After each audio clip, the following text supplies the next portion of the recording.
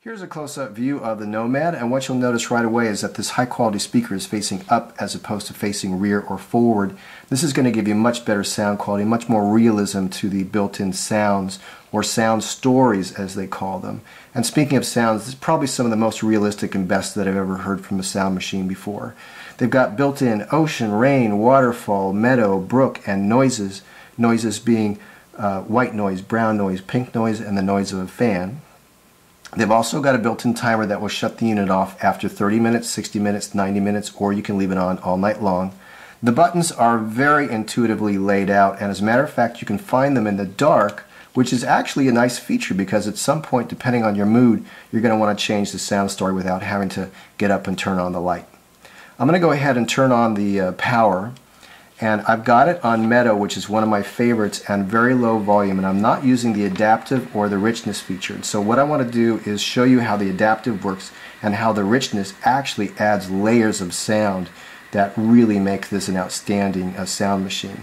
The adaptive feature has a small little microphone right there that listens for ambient room noise, and as the noise in the room goes up, the unit compensates and turns up the volume of the sound story. I'm going to turn on the adaptive now.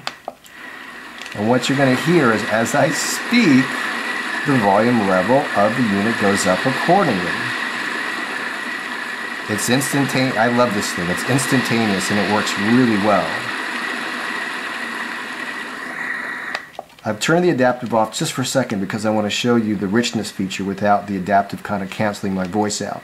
What the richness feature does is it layers sounds on top of the original sound story in a random fashion so that your brain actually thinks that you're listening to a real sound event. So I'm going to turn the adaptive back on and I'm going to cycle through the richness.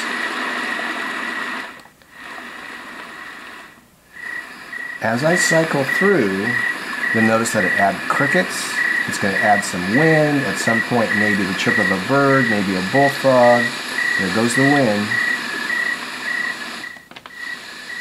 I'm actually right now on the highest level of richness, which means it's going to put more and more little things layered on top of the original sound story. And depending on your own personal preference, you're going to use the richness button to make something that's really personalized to you, that's really going to do a great job of helping you get to sleep.